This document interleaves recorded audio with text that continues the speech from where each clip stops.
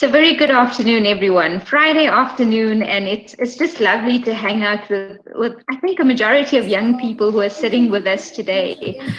Um, Precious, if you could kindly mute yourself. Perfect. So we're back in action, young people, as part of the Office of the Youth Envoy and the Directorate of Gender's consultation for generation equality. We've had 7 exciting themes that everyone has contributed to. I've listed in here and there into the digital session and now into the silencing the guns. And I think we're going to be simply wowed by what young people have come up with. We'd also caution that, this is just the tip of the iceberg. We've got to go a lot more deeper into these conversations. But again, thank you for joining us. I have together young people or groups or themes that have come together and going through, I guess, the recommendations for the next half an hour. So I would ask that everyone who's presenting keeps reading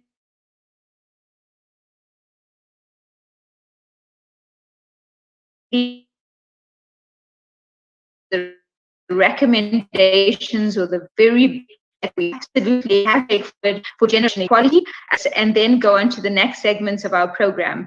Again, thanks for tuning in. And just a reminder to use some of the main hashtags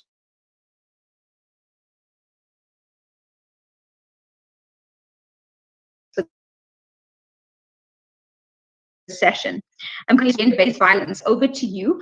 I'm so sorry, I didn't receive your name, so introduce yourself and give us a quick background or a quick feedback of what the discussion was in your group.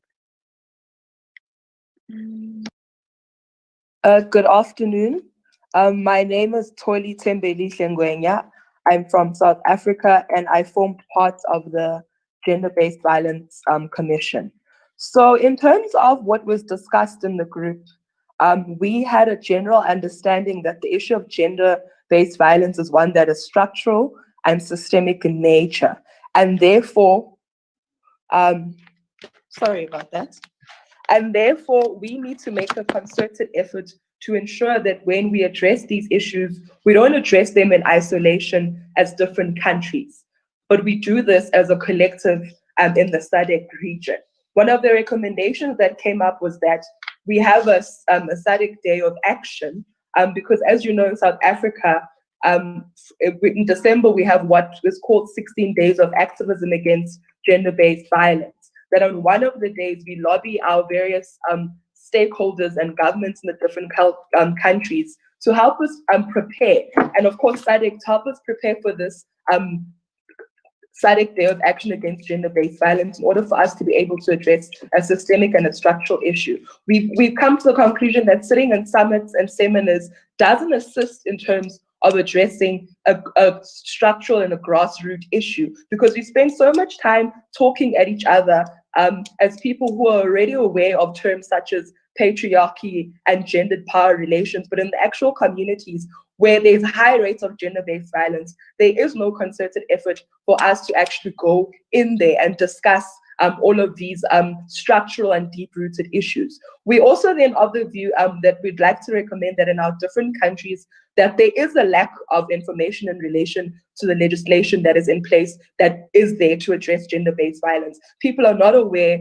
that there are certain bills that are there. For example, the Sexual Offences Act in South Africa that will help them in the event that they are victims of gender-based violence. We need to make a concerted effort in ensuring that this legislation is simplified. For example, if it means that the government in that particular country runs a program where they print flyers and take them to these communities and guide people in the communities through the steps that they can take if they are victims of gender-based violence. Certainly, we recommended that we need to interrogate the different curriculums in the different countries in terms of what we are being taught in the schools from a basic education level all the way to the institutions of higher learning, because that is one of the most important stages in the development of an individual. That's where primary socialization takes place. So if the curriculum is endorsing and promoting heteronormative standards of gender, then we'd find ourselves in a crisis where issues such as gender-based violence will continue to escalate as opposed to it actually decreasing. Because here, more than anything, there's an issue of learning and unlearning due to how we've been socialized over the years. What also came up was that the government has these different policies and programs that are in place.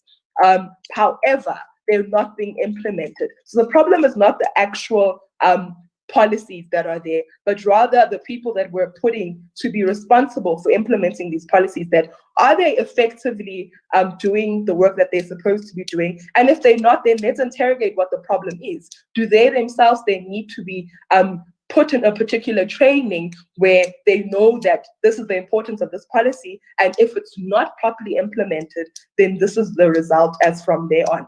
We also then spoke to the issues of how culture and religion plays a critical role in promoting, or rather gender-based violence in our societies, that most of the behavior that obviously that we have learned is due to the backgrounds and the families that we come from, where we're taught that the man must be, for example, the head of the house, where there's child marriages that exist, and ukutwasa, for example, in South Africa, where young women are taken to marry older men, all in the name of trying to move up in the social and gain more social capital. So we have an understanding that all of these issues can't be taken away from the fact that they're linked to that we live in a capitalist world order, and therefore some things happen because women become victims not because they want to, but because they find themselves in a position where they possess less institutional power than their male. So Tolly, good to meet a fellow South African. But I think you've hit the nail on the head of the pandemic of gender-based violence. Because of time, I've noted they've sort of cut you off, and it will help us to go through some of the other groups. Of course, please do. We will catch up with other rapporteurs and people who've taken down detailed notes. The second theme for today was economic justice and rights. Could the facilitator introduce themselves and give us perhaps 5 key recommendations and big ideas which came out of the discussion?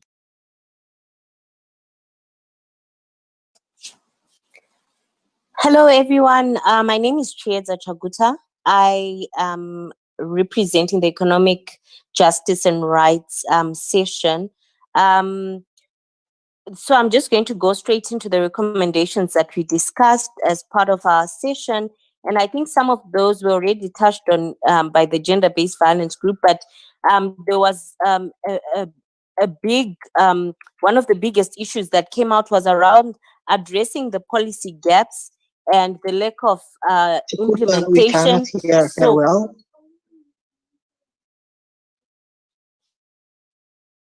I'm sorry, can you hear me now?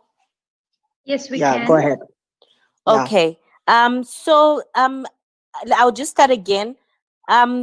We talked about addressing policy gaps and the lack of implementation. So even though in terms of economic justice and rights, I'm sorry, host, I'm just going to turn off my camera because of my network connection. So, okay. So we talked about addressing policy gaps and the lack of implementation. You know, that we need to, there's such a disconnect between the policies that are on paper. So for example, at a regional level, we have the Maputo Protocol, we have the SADC Gender Protocol, but as good as those pieces, those policies and that legislative framework is, it's still, in reality, implementation is not happening. So we do need to, you know, to enforce implementation. And another policy gap was just around, you know, customary law and constitutionalism. And just in terms of our democracy, you know, that it's underpinned, you know, by constitutionalism. But what we identify ourselves as, you know, as Africans, which is our customary law and our traditions and so forth, you know, there's such a disconnect at that policy level, especially around issues to do with land rights, which is where most of African women get their livelihoods from. Very few women have access to land rights, particularly widows, issues of inheritance, the issues are around, religious beliefs and how they disenfranchise women. So that's just the first recommendation to address policy gaps. The second one was around accountability, still around the issue of legislative framework and policies that are not being implemented. And one of the powerful recommendations that were made in the group was that young women develop social accountability tools to hold public officials to account at various levels. I think just having a regional tool that we use to hold, whether it's our local councillors, our traditional leaders, our members of parliament, and so forth. So we develop social accountability tools and just create platforms for whistleblowing. Someone was recommending that, women leaders, whether it's at a legislative position or at an executive level, that they champion the accountability cause from the position in which they are. And we had another recommendation around provision of resources. Given that in the informal economy, majority of those participating are women, women in marginalized areas, there was also a suggestion around, having resources provided. So whether it's capital or designated areas where vendors can be actively part of the economy and not be criminalized as it currently happens in many countries in the region. I think I'm just going to stop there because I see that Dr. Chinara is now back on the video, so I take that as my cue to stop here. Jeza, thank you so much. You're making my life easier. But I think, again, we don't want to keep young people from their weekend. Everybody will come and look for jokes aside. We need to try and pin down the very key top level recommendations to keep everyone with us. Going to the next group, it's lovely and controversial, this topic. So looking forward to hearing it. Again, the facilitator, 5 key recommendations to the point: bodily autonomy and sexual and reproductive health and rights. I'm interested to hear this one. I'm sure you are. Thank you very much. Can you hear me? 100%. Do go ahead. Okay, thank you. Yes. So the key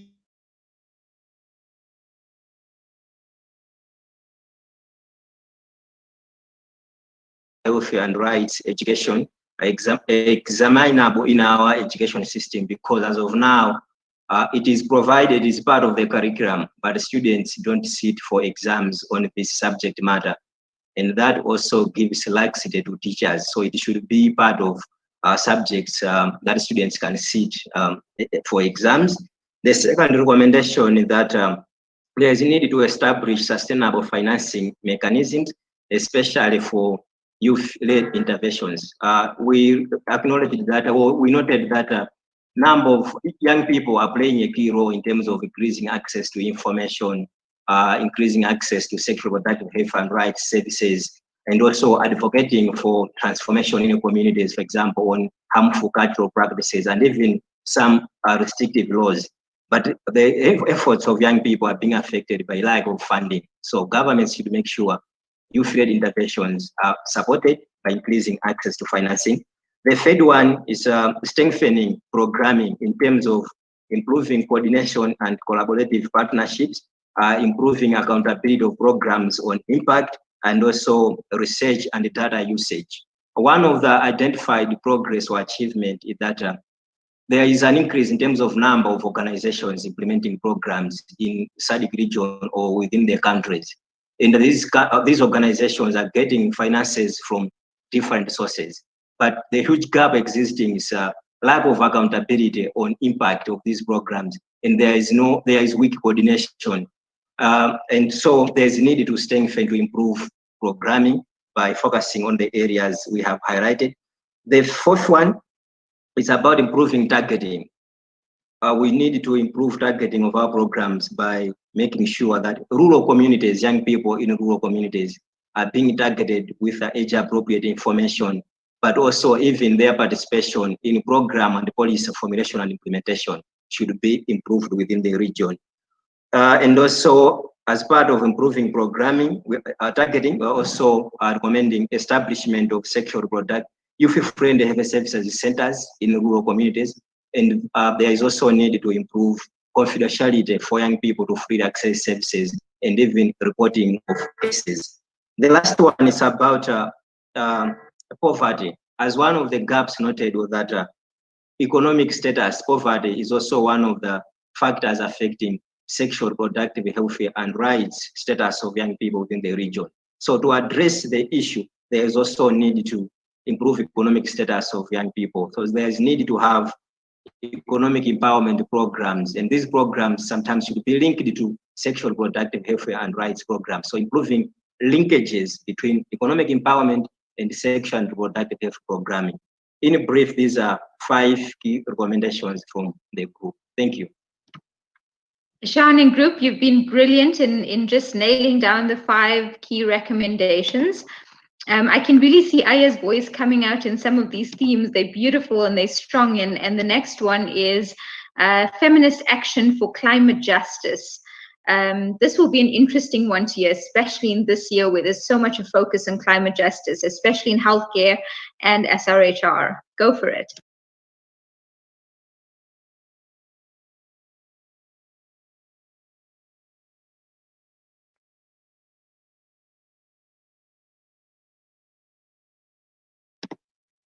The facilitator for the group, I'm not sure if they're here, Dr. Chiamaka, if you could help me just check this.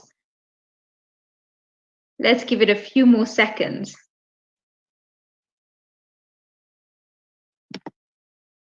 Is there anyone else from the group who would like to report back?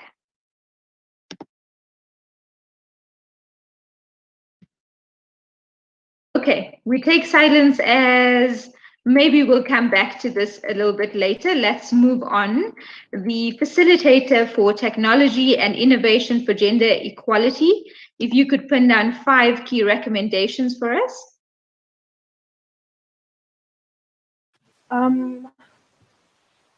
Thank you, Dr. Shakira. So, hi everyone, my name is Tando Gwinji. I work with Youth for Innovation Trust based in Bulawayo in Zimbabwe.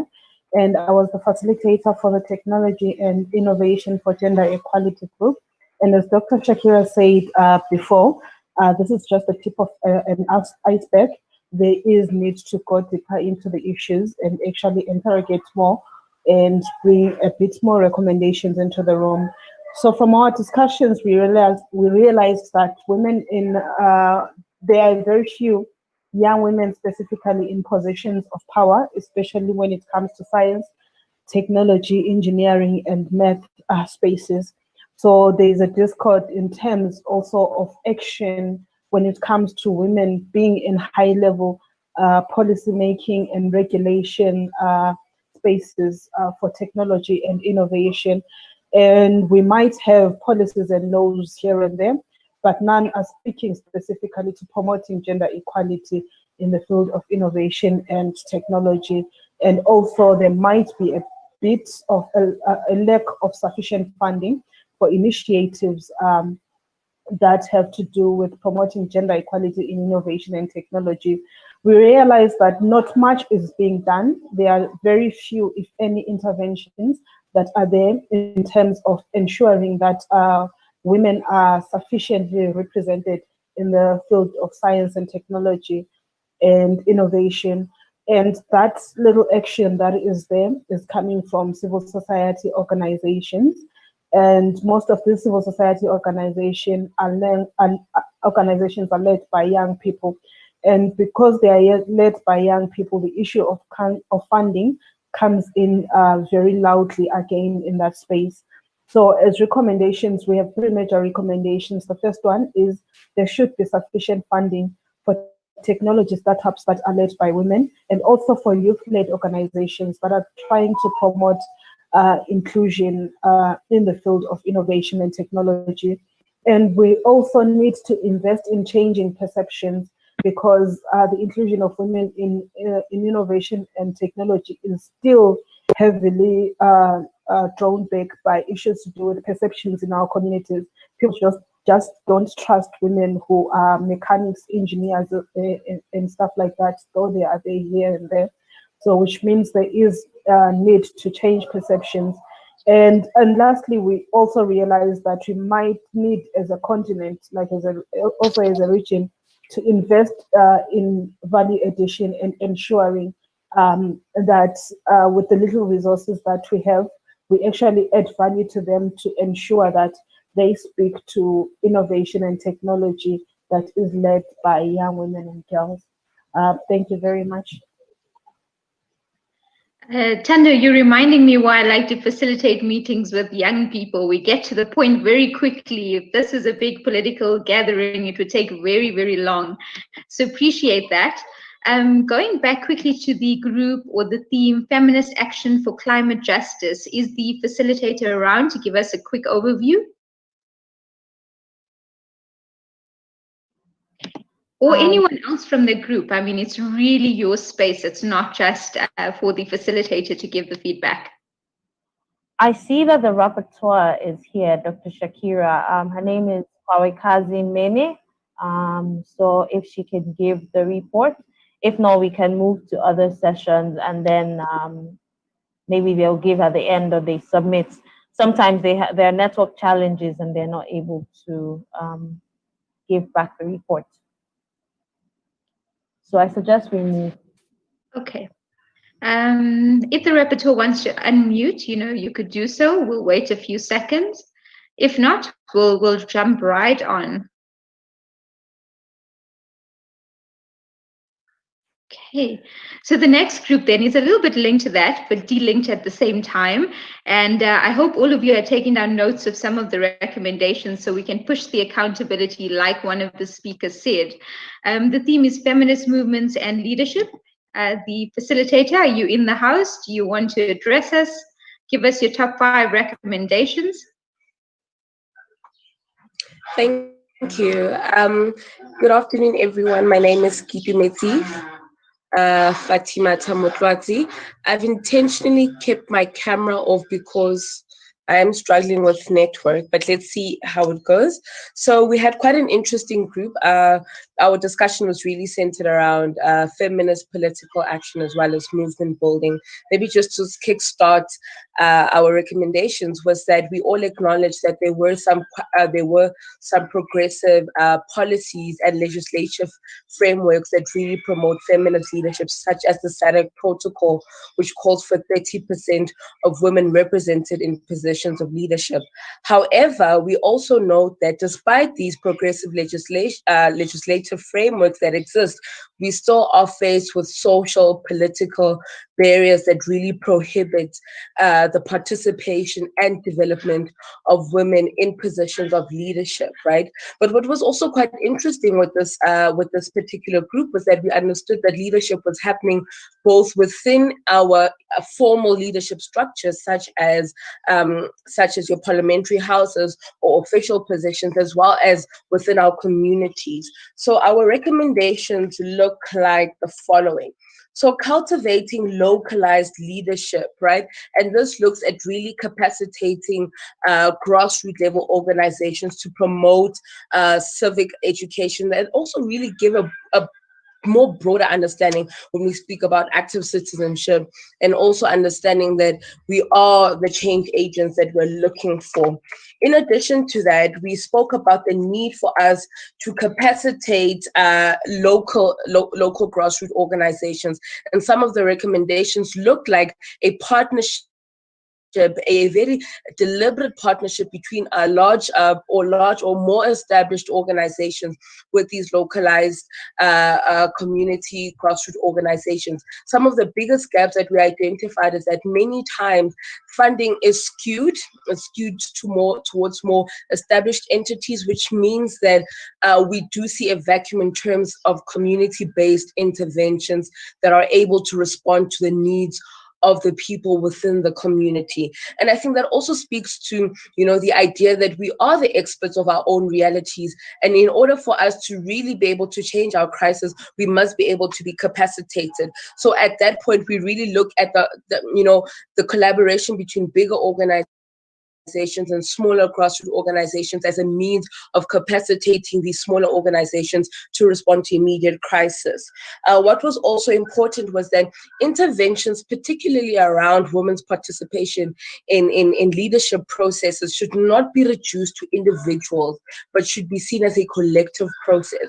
So some of the downfalls and pitfalls we've picked up is that a lot of the women who are occupying positions of power, whether it be political or whether in the private sector, are often alienated from the women's agenda, from the feminist agenda, which opens them up to experiencing several forms of violence, including political violence, social violence, and even economic violence.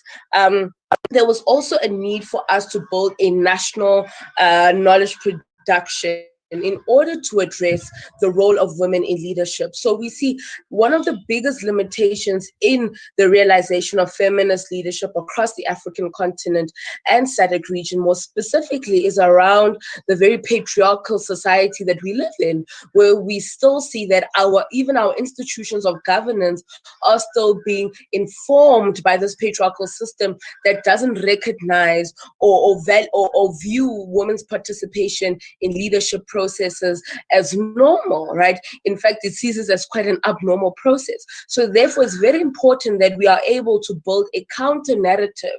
And this counter narrative cannot only happen at a very superficial level. It needs to be able to reach all levels of intervention. So when we speak about that, we're saying that some of the gaps was that a lot of our women's leadership is only cultivated at institutions of higher learning. There are some perceived notions that ascendance into leadership is a privilege, right? Rather than a equal opportunity for all. Also, the need for continuity. So some of the biggest challenges we find is that we have programs that are meant to help cultivate women's leadership, but it just seems like a tick in the box that seeks to, achieve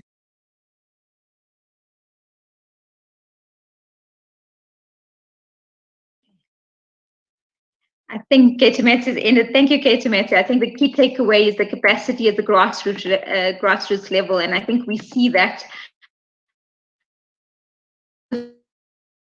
field and how it plays out in different ways. And now, everyone, a drum roll for our last group, but also the theme of the year. When I joined in, I heard some very fiery sort of feedback flying around, and so very interested to hear this. Youth silencing.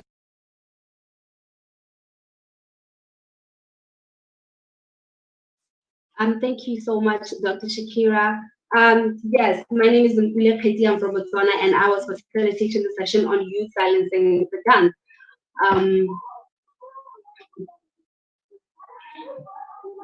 Sorry about that. Yeah, we were discussing the session on youth silence and guns. And some of the recommendations we had were, the first one was we need to have a multifaceted approach when we are discussing issues such as youth silence and the guns. Instead of having, a demarcation of issues or a demarcation of different populations talking about the same issues and talking about how it affects them differently, let's have one platform. Let's convene one dialogue or different dialogues, but with the different people being, the different groups being represented at each dialogue. Because you find that if people with disabilities are to say we want to have a dialogue where we talk about how youth silence in the guns is affecting, or silence in the guns is affecting us, or women separately decide to say we want to talk about how silence in the guns is affecting us as women, the youth saying the same thing, we might have a mixture or different, or we might miss something. But if we convene one dialogue where each party is talking about the same thing, because some of these issues, although they affect us differently, they do affect all of us. So let's not pull in different directions. Let's have an inclusive, approach to dealing with some of these issues. And the second one was economic emancipation. The group discussed how important it is to make sure that we emancipate or we develop the economic skills of both, you know, young people and young women included, because you cannot speak about silence in the guns when people are hungry or when people are poor. We need to make sure that we come up with activities that also put our women at, you know, at statuses where they are able to speak for themselves and are able to say, you know what, we can fend for ourselves, and we also need to be able to be having these conversations. And with that, we were also speaking about how, you know, we've had previous discussions about how silence in the guns does not only refer to, you know, your AK-47s or conflict. It also refers to silence in the guns of poverty, silence in the guns of inequality, the guns of unemployment. So that's why it's important that we included economic emancipation. And the other thing was robust implementation. Speak as we may talk all we want, as much as we want, but if we are not implementing what we are saying or what young people have been speaking about, then really there is no point in having dialogues. Are these dialogues, some of the dialogues that we're having, are they going to produce credible results? Are we going to see tangible results? Are we going to see initiatives? We want to see more of this, more of these initiatives that are linked to what we have previously discussed. For example, we want to see in the future an initiative that will come out of this dialogue to say young people spoke and they said this, you know, and here it is, here's the initiative, and here's what we have, you know, what we have arranged. We also need to establish legal frameworks, you know, for the participation of women, instead of having just policies or recommendations or, you know, suggestions of what could be done. Let's have something that is binding. Let us have something, maybe laws or, you know, other legal frameworks where that we can always tend to, and we can compel, you know, various actors to be able to act based on these frameworks. You know, for example, when you're talking about the participation of women in politics, let us have, you know, laws that speak to that, laws that speak to affirmative action and making sure that political parties do include women and, you know, allow women to participate and stand for politics. And lastly, we talked about interrogating what participation, we need to interrogate what participation means, because representation is there. We do see representation. We do see you, Aya. We do see you, Dr. Shakira, but are you being afforded the right, you know, the right platform to be able to articulate what it is that we want you to articulate, or are you just being relegated to gender advisor and not being able, you know, to participate in other processes? Thank you very much. That's all I had to say. Mpule, you've asked $1 million question, but let's not even go there. I think as everybody sits here this afternoon, there's some key takeaways that I took down in a very untidy handwriting, but I think the young people of Southern Africa have spoken, and one thread that's coming through is implementation and accountability. That came out across all of the groups. Then there were issues looking at the structural problems in our society, religion, tradition. That's a very, very big problem when it comes to sexuality, bodily autonomy. There was a lot of talk about the education system. Is it serving our young people? Are we hearing what we need to hear when it comes to gender? I'd love to talk about what's going on in South Africa at the moment, but that would be a story for another day. I attended a religious consultation with young people and religious people and CSE, and I just sat there and thought, is this the 21st century? But again, that's a story for another day. The education system, what are we learning? Services, very important, linked to implementation. The digital revolution, the group that spoke about that, I think that's increasingly important in this renewal of Beijing+25. Capacity for grassroots organizations, a need for better coordination and representation. Economics is everything in Africa. Clearly, that came out from the group. And a really, really powerful note to end on from Pule and her group was everything's got to be legally binding, or we'll keep having these declarations with no end in sight. So I thank all the young people. I think a lot of you put a lot of thought into this. I am specifically impressed, and I'm sure the envoy finds this very, very energizing. I also thank you all for keeping to time, because that has been incredible. We really have done a superb job, all of us. without further ado, and I may call on my fellow facilitator to assist because I wasn't too sure of the logistics, but if everything is in order, it's with great pleasure to welcome Ms. Batabile Dlamini from South Africa, the department, the ANC Women's League and PAO, as I understand. Ms. Batabile, if you're online, we're really excited to have you with us.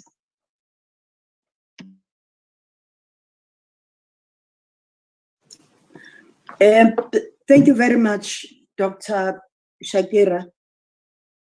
I would like to also recognize the envoy, as well as AU Commissioner, Rural Economy and Agriculture, and Ms. Victoria Maluka, the Acting Director, AU Women, Gender and Development, and all young women from SADC. On behalf of the Pan-African Women's Organization, I would like to greet you and also bring greetings from our leadership, and more particularly our President, Comrade Eunice Ipinge. It's very heartwarming that young women are part of the discussions on generation equality. And this gives us an opportunity to discuss in our country and partner with other NGOs, as well as ensure that we share information at a grassroots level. What is also important is that these discussions take place when we are at the so-called tail end of the pandemic that has shown us the West, but also the violence against women that erupted throughout the world has shown us that there is a lot we have to do. The scourge of violence against women became the second pandemic in South Africa, but also we were not able, or we did not see this on time. We saw the whole problem very, very late, when already there was a problem of COVID-19. The gains that we have made have been taken back. We've lost some of them.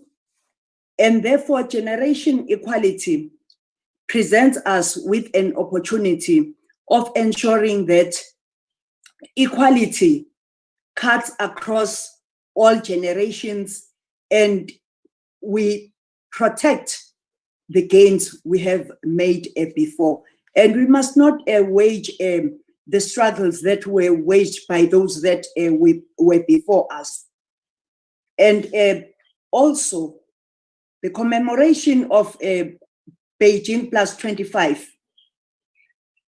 brings on top of the agenda fourth industrial revolution. And that this is where we think young women should excel, and while working together with us, we have to ensure that there are jobs created, new and many, and that more young women are educated, they are trained, there is management in this sector. And we must also talk to the public sector as well as the business sector, and ensure that we lead discussions, must not come after everyone. This presents us with an opportunity of ensuring that women work where they want. So it's important that we also discuss the issues of financial inclusion.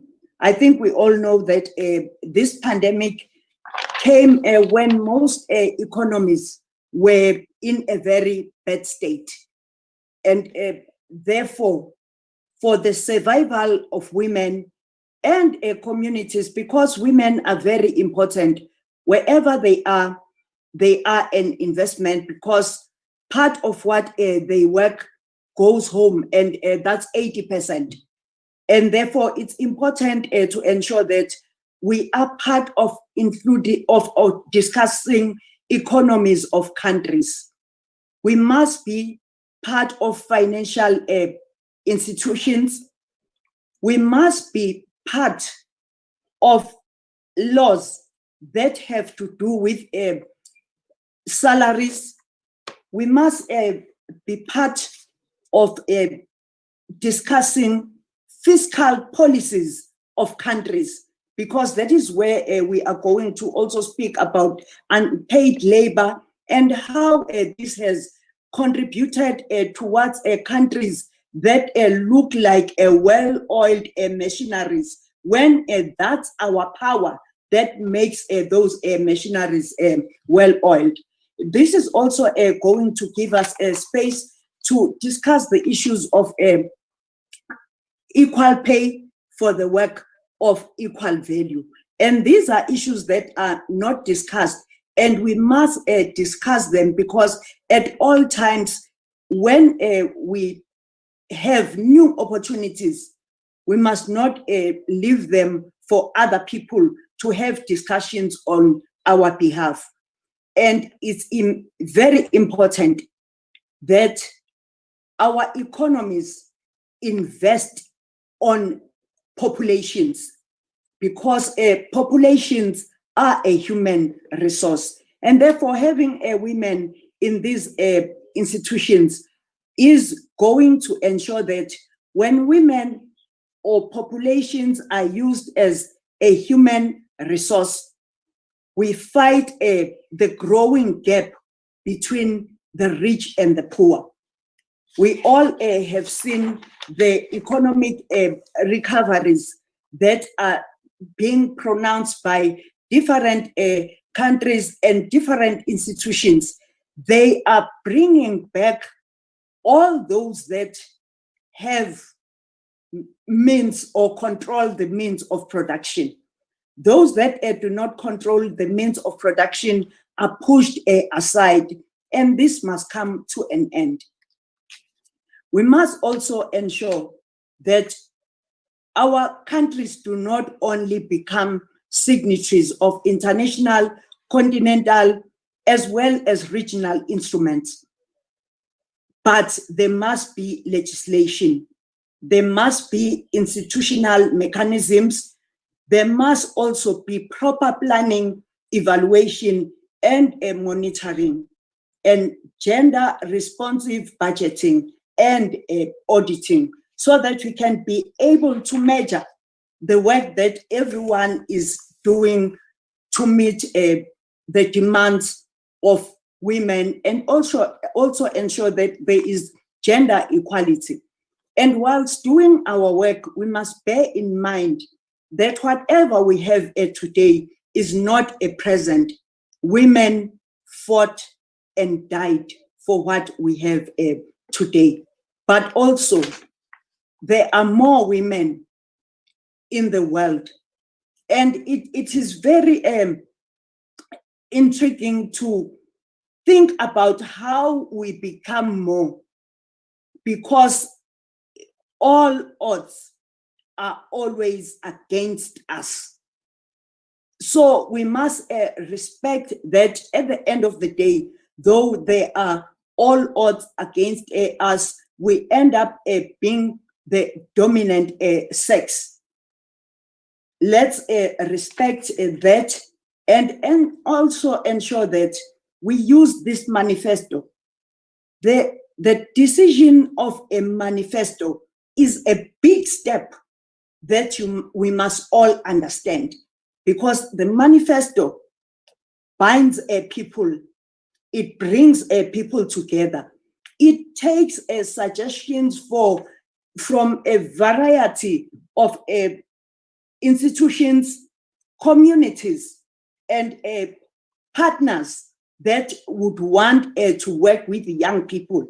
And therefore, we must respect this manifesto and ensure that everyone understands it, and it must be our program of action and a single platform of action that brings together issues of agreement, because we don't always have to highlight issues where we disagree. Issues that are important are issues of agreement. They always take us forward whilst we negotiate the others where we do not agree. And also, there are areas where we will never agree, but that must not create divisions amongst us. What is also important is that if we have a manifesto of young people, we are going to make everyone account on the basis of the manifesto. So it's going to be our important tool to measure the performance of all those that are saying they are our partners, and all those that are supposed to improve the quality of lives of young people. This is also going to assist us to learn from the lessons of the past and make quick interventions where we need to make interventions at the correct time. The backlash on power relations that we have experienced must not be forgotten. And therefore, when we move forward, we must move forward as a collective and respect the views of everyone. Women have raised concerns when we had dialogues throughout the country during COVID-19, or at the height of COVID-19. Women said, please, we understand the issues of gender-based violence, that you want to be relevant politically. But right now, it's women and children that are dying. So be specific, speak on the issues that we have mandated you to speak on. Don't bring in issues that are not going to bring a proper balance and a proper changes. And therefore, we are always representatives of the people wherever we are. Even in different organizations, we represent women. And let's open our space and ensure that we form ties with organizations that fight for human rights.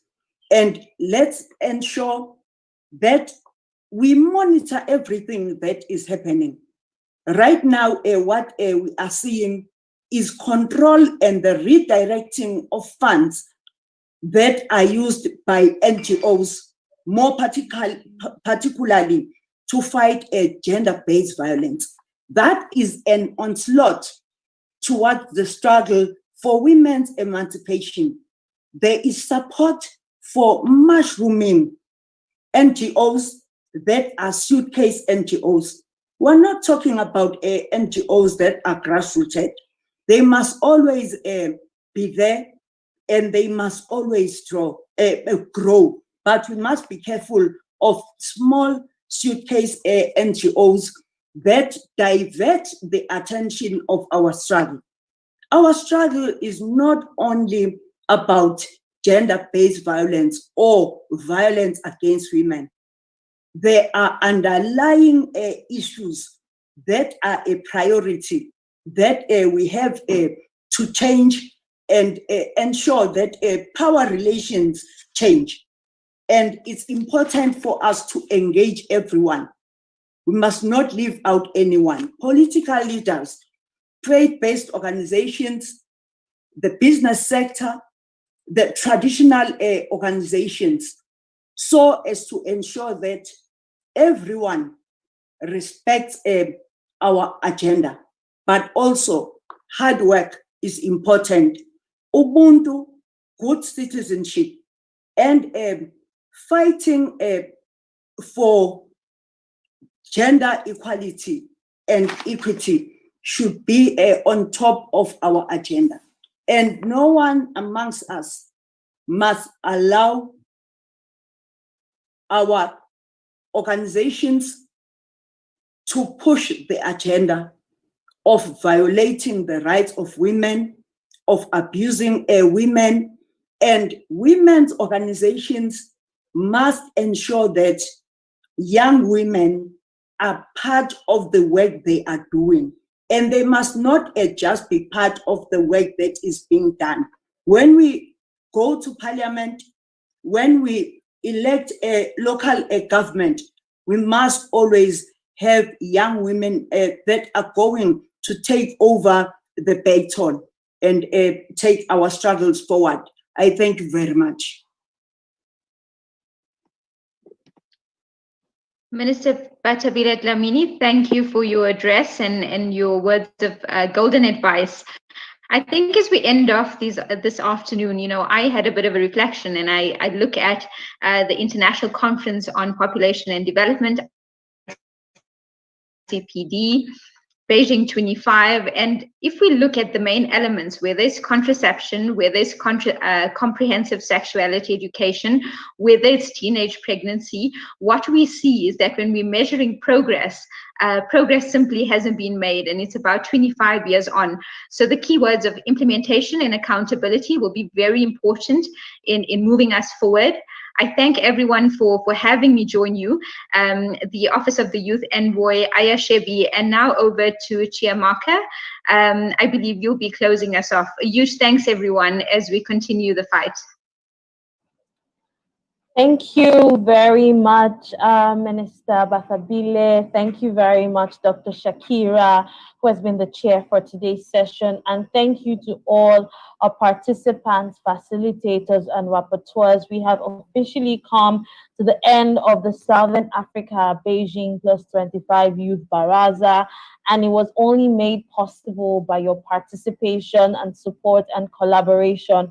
We'd also like to thank all the organizations that supported by giving us facilitators and rapporteurs. Special thanks to PAO and the Southern Africa Youth Forum for their coordination in making this happen. Thanks to the members of the steering committee, as well as the members of the Beijing+25 Youth Task Force, to the Women and Gender Development Directorate. We say thank you to Children Investment Fund. We also say thank you for your support and coordination in making this happen today.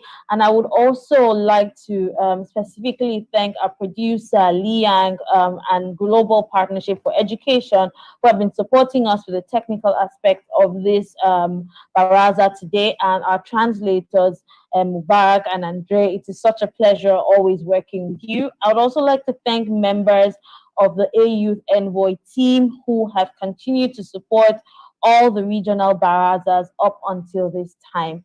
It has been a pleasure working with everyone here, and you can see that it takes so many people for us to make any event or any program a success. This lends credence to the fact that we need to stand in solidarity as young women, as young people, both in the SADC region and all over the continent, to continue to push the agenda of youth inclusion, young women inclusion, and the advancement of the agency of young people on the continent. So I want to thank you all for a very great session. The next session will be for Central and Northern Africa next week. We would like to ask to please share and invite your member networks from those regions to come and also give their opinions and recommendations on the Africa Young Women Manifesto. Thank you all. It has been a great 2 to 3 hours, and I hope you have a good afternoon and a very good weekend. Bye-bye.